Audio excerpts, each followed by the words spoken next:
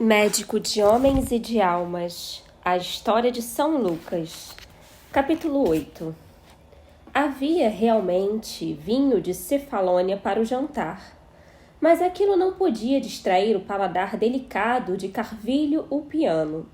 Apício, cujo livro de culinária era usado nas próprias cozinhas de Tibério, registrava-se 75 maneiras excelentes de preparar feijão.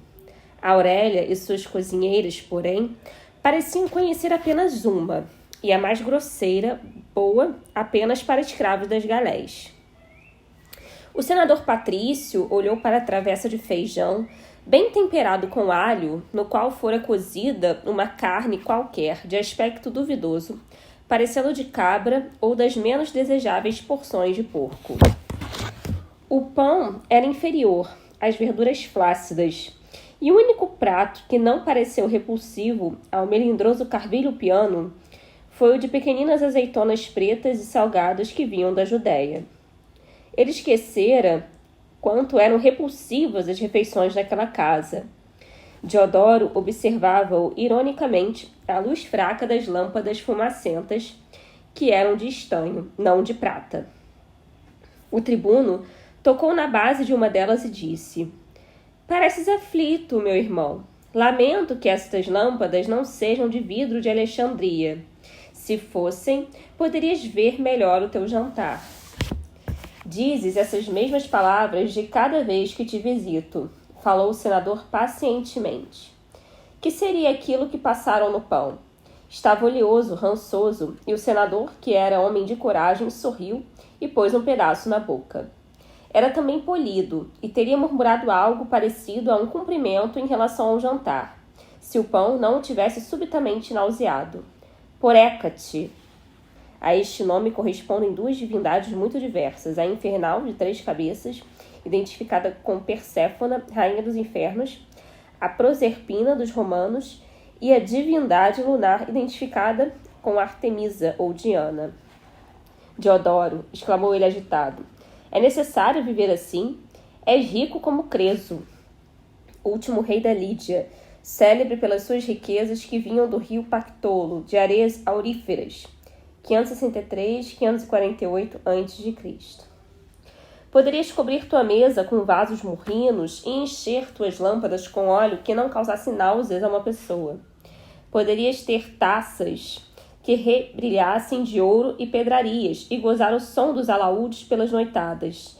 Também poderias ter um cozinheiro com algum talento."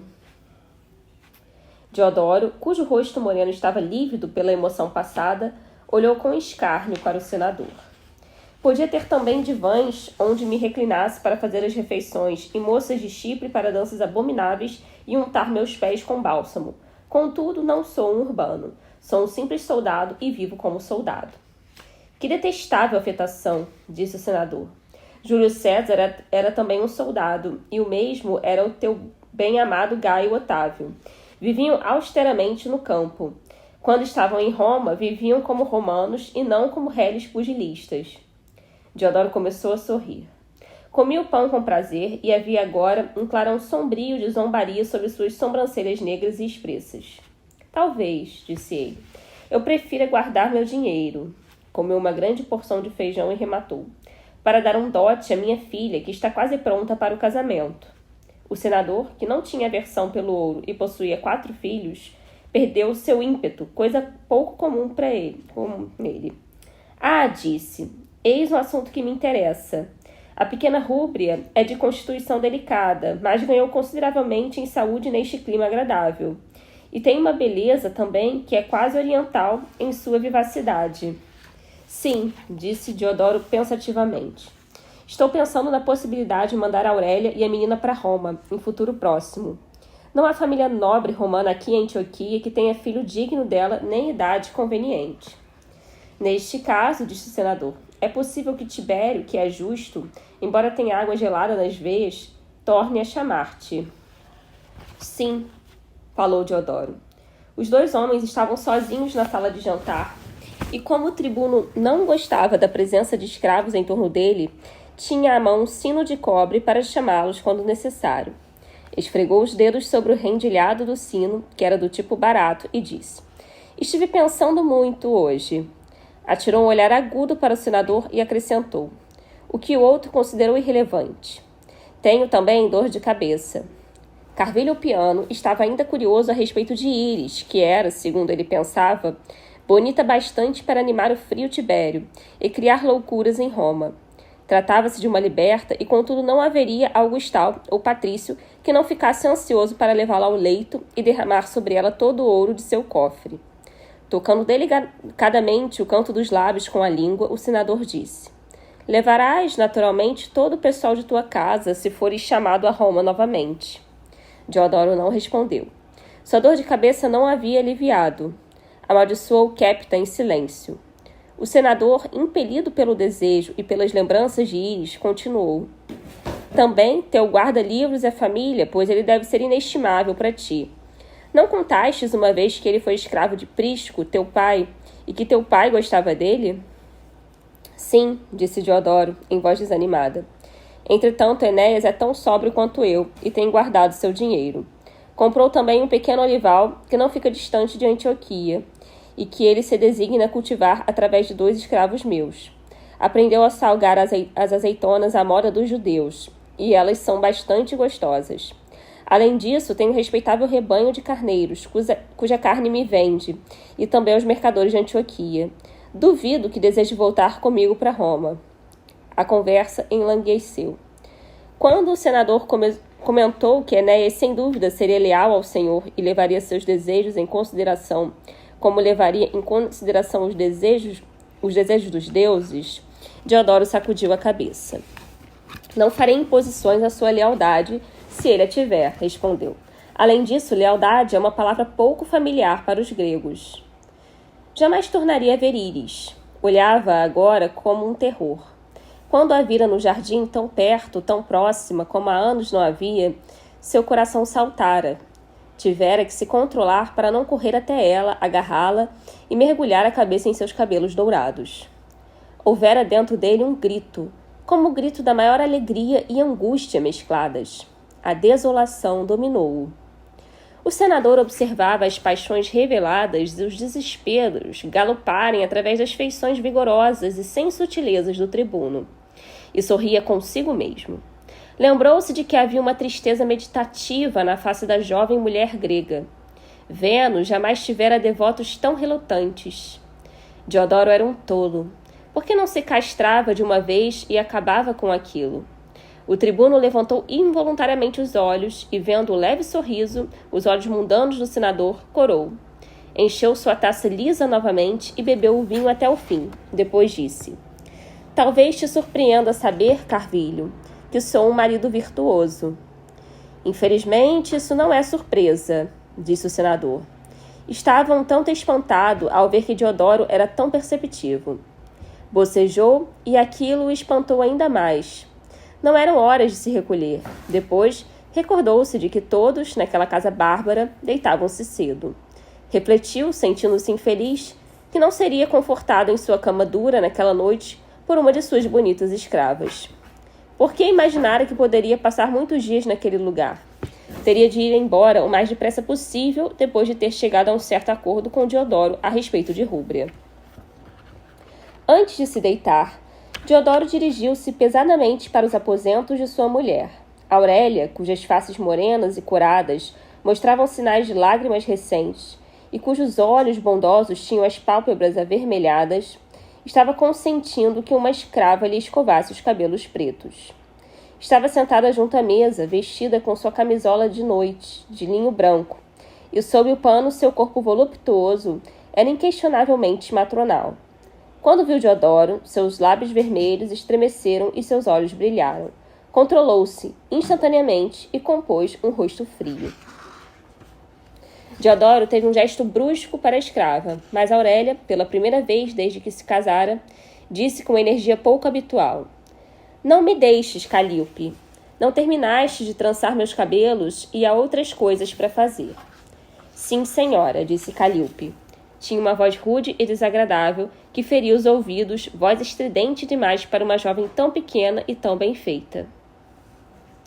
Diodoro era sempre bastante vago quanto aos servos de seu serviço doméstico e raramente prestava-lhes atenção. Mas, tendo algo em mente, olhou perscrutador para Calíope e disse com sua habitual falta de tato: Calíope, musa da poesia épica e da eloquência. E com uma voz destas? A moça sorriu com afetação e curvou a cabeça. Sim, senhor. Diodoro examinou-a. Parecia ter, evidentemente, 17 ou 18 anos. Rosto vivaz e impertinente, não belo, mas tão animado que lhe dava certo encanto. Tinha ar enérgico e competente, e seu corpo possuía bastante graça. As tranças compridas, de um tom castanho claro, tombavam-lhe abaixo dos quadris. Diodoro percebeu um fulgor castanho, brilhante, embora leve, sob seus cílios. Olhou para as mãos dela. A moça estava acostumada ao trabalho árduo, sob a direção de sua senhora. Parecia integralmente adequada para o que o tribuno tinha em mente. Gostarias de te casar? Perguntou-lhe ele bruscamente. Oh, sim, senhor! E a moça olhava-o impudentemente sob as pálpebras descidas. Está bem, tenho um excelente marido para ti, disse ele, assim aparentemente concluindo o assunto. De novo fez-lhe sinal para que se fosse, e dessa vez Aurélia não rebateu a sua ordem. Quando a moça já se fora, puxando a pesada cortina de lã azul sobre a porta, Aurélia disse, contrariada: Penso que é prerrogativa da senhora arranjar os casamentos de suas escravas, moças ou mulheres. Sim, sim, disse Diodoro impaciente. Mas esta é uma ocasião especial. Aurélia levantou o espelho de prata e fingiu estar ocupada em examinar a pele. Diodoro finalmente percebeu que sua mulher estava descontente com ele e disse: Que fiz eu? Aurélia examinava a pele e suspirou. Deve ter sido coisa muito má, continuou Diodoro. Mas agora não é ocasião para exasperações matronais. Aurélia ficou ofendida. Pousou o espelho sobre a mesa com um movimento brusco e a lâmpada estremeceu. Sua luz fraca brilhava sobre um leito austero, sem decorações de bronze e sem esculturas. O móvel era de madeira, sem ornamentos, e os tapetes que estavam de ambos os lados dele eram apenas de lã castanha. Sou eu dada a caprichos? Perguntou ela. Tenho acessos de raiva? Quando foi que te aborreci, Diodoro? Quando mereci o insulto que me fizeste esta tarde diante do marido de minha irmã. Oh, disse Diodoro franzindo as sobrancelhas. Sentou-se e ficou a olhar para os seus joelhos nus. Não sabia que te havia ofendido. Peço-te perdão, Aurélia. Eu tive hoje uma dor de cabeça verdadeiramente infernal. Esperou pelas habituais palavras de preocupação de Aurélia, mas ela apenas fungou e a frieza de seu rosto tornou-se ainda mais acentuada. Deve ter sido muito grave, repetiu Diodoro. Aurélia começou a trançar os cabelos e Diodoro tentou reprimir sua impaciência. Estava magoado por sua esposa não ter mostrado comiseração a seu respeito, não ter aberto a caixa dos ungüentos para friccionar em sua testa, não ter convidado a deitar-se em sua cama a fim de que ela pudesse tomá-lo nos braços como de costume e cantarolar baixinho para ele até que esquecesse a sua dor ou que ela passasse. Quero dizer, falou o tribuno irascível, que é mal quando uma esposa não mostra solicitude para com seu marido. Aurélia tornou a fungar. As madeixas brilhantes de seu cabelo preto fluíam de entre seus dedos. Além disso, continuou Diodoro em voz mais alta, juro por todos os deuses que eu não sabia que te havia ofendido diante daquele pretensioso de toga. Por que usei ele toga numa casa tão simples? Ele é um cavalheiro, informou-lhe Aurélia significativamente. Diodoro dirigiu-lhe um olhar furibundo que ela retribuiu com outro igual. Aquilo se parecia tão pouco com a amável Aurélia, dona de uma afeição tão ampla e tão difundida por todos, que Diodoro se viu tomado de surpresa. É isso, então. Eu não sou um cavalheiro, observou ele. Tu nunca o foste. Contra sua vontade, uma covinha apareceu em seu rosto moreno. Depois, desapareceu. Que história foi essa de casamento para Calíope? Com quem queres casá-la? Com Lucano, disse Diodoro, e deu uma palmada no joelho como se a coisa estivesse de todo resolvida. Os olhos de Aurélia arredondaram-se de espanto. Suas mãos gorduchas tombaram dos cabelos para o colo. Lucano? Exclamou ela. O filho de Íris? Quem mais? Respondeu Diodoro com irritação. Ele pediu essa moça? Indagou Aurélia, incrédula. Não, eu não disse isso. Resolvi por mim esse caso. Antes que ele se case, eu a libertarei e ela será meu presente para Lucano. Quem é ele para protestar contra minhas ordens? Aurélia abriu a boca incrédula. Esqueceste de que não lhe podes ordenar que se case com uma jovem que escolheste, mesmo sendo tu procônsul e tribuno? Ele nasceu livre. Estava cada vez mais incrédula. Tinha afeição por Lucano, que era filho de sua amiga Íris, e um jovem bonito, condiscípulo e companheiro de brinquedos de Rúbria. Mas pensara sempre que Diodoro se mostrava excessivamente entusiasmado pelo rapaz. Eu posso dar-lhe ordens, gritou Diodoro, tomado de cólera. Quem é ele, senão o filho de um cão fraco e antigo escravo, aquele Enéas? Aurélia ficou calada. Depois, olhando firme para ele, disse: Ele é também filho de Íris. Diodoro fez menção de falar. Depois, calou-se. E Aurélia continuou: Não grites comigo. Posso surpreender-te, mas às vezes também tenho dores de cabeça, embora pareças inconsciente das dores de cabeça que se referem aos demais. Deixa-me continuar. Lucano nasceu livre, é orgulhoso. Não podes ordenar que se case com uma escrava. Nem podes mandar açoitá-lo ou prendê-lo se te desobedecer. Creio que mencionaste, com aprovação, que o próprio Tibério baixara editais proibindo violência e ordens ilegais. Tibério, disse Diodoro num tom que enviava o imperador para o esgoto. Ouve-me, falarei com Enéas e dir-lhe-ei que é o meu desejo. Ele, pelo menos, não ousará desobedecer-me. Eu o disse, eu o farei. Levantou-se determinado, mas Aurélia não estava impressionada. Pensaste em Íris, que estás para ofender profundamente? Não posso permitir esse ultraje. O rosto de Diodoro entumeceu de fúria diante daquilo. Ultraje, berrou. Dou ao rapaz uma escrava para atendê-lo, enquanto pago suas contas imensas em Alexandria, roubando minha própria filha de seu dote. Aurélia levou as mãos aos ouvidos quando Diodoro parou, fervendo. Ela removeu as mãos e disse tranquilamente: Sem dúvida, estás sendo impelido pelos mais elevados motivos. Contudo, dá Calíope a Lucano quando ele partir para Alexandria, se queres. Darei, disse Diodoro. Agora, a curiosidade apoderava-se de Aurélia. Mas por quê? Perguntou.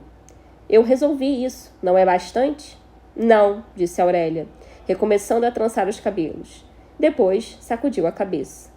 Não sei o que tens em mente. Sabes que, ocasionalmente, és sinistro? Diodoro estava para explodir em gritos coléricos de novo, quando uma palavra chamou-lhe a atenção. Sinistro. Jamais se considerara assim. Fosse como fosse, o pensamento intrigou-o. Esfregou a testa, desapontado, e disse em tom mais manso: Falei várias vezes. Sou apenas um simples soldado. Meus motivos são sempre tão puros como o mel. Aurélia parecia mais compreensiva e aquilo agradou Diodoro. Mesmo que Calíope fosse uma pérola de Cós dotada pelas próprias graças, em grego, Carites, divindades pagãs que eram expressão do que havia de mais sedutor em beleza. Eram 3, Aglaia, Thalia e Eufrosina. Disse ela: Lucano não a quereria. Íris disse-me hoje, com muita preocupação, que ele fez um voto sagrado aos deuses, de jamais se casar. Jamais se casar? Exclamou Diodoro. Que loucura! O que o levou a tal maluquice? As moças não o atraem? Aurélia ergueu os ombros. Não olhe Lucano como um filho, como tu fazes com frequência, disse ela significativamente. Deixou aquela farpa palpitar em Diodoro por um momento, depois continuou. Não sou sua confidente. Ele é demasiado silencioso e reservado para um jovem. Entretanto, um homem não faz voto sagrado de furtar-se ao casamento se não se sentir atraído pelas jovens. Aquilo parecia razoável. Diodoro franziu o senho e murmurou: Tolice. Aurélia tornou a erguer os ombros. Tens algo em mente, disse ela, e eu sou muito curiosa. Enorme alívio inundou Diodoro, sorriu. Se ele fez tal voto, então não o violará, portanto, está acabado. Ainda estou curiosa, insistiu Aurélia. Deodoro sabia que sua esposa não era intelectual nem sutil, mas era astuta. Tinha também um grande respeito por Aurélia. Não sou homem para satisfazer a curiosidade de uma mulher, disse ele zombeteiramente. Sua dor de cabeça desaparecera como por milagre. Pensei em fazer isso para beneficiar Lucano, nada mais. Oh, disse Aurélia sem se convencer. Bocejou. Perdeu o interesse pela conversa e esqueceu seus sentimentos ofendidos. Relançou os olhos para a cama, depois sorriu inocentemente para seu marido. Ficaste mais exaltado hoje do que de costume, Deodoro. Os magistrados, os coletores de taxas, os nobres e os caudilhos mostraram-se excepcionalmente odiosos? São os porcos, disse Deodoro expandindo-se. Perceberam o olhar da esposa para a cama. Suas mãos começaram a afrouxar o cinturão. Aurélia levantou-se, sacudiu as tranças, depois apagou a lâmpada. Quando estavam deitados e abraçados, Deodoro disse: Arranjei o casamento entre Rúbria e teu sobrinho predileto, Piso. Encostou a cabeça no seio de sua esposa, o que aqueceu seu coração e refrigerou sua fronte. Envolveu-se quase desesperadamente na força dela e entregou-se aos afagos delicados de suas mãos. Fechou os olhos e ordenou a si próprio esquecer Íris, que se havia retirado, como a lua se retira para trás de uma nuvem.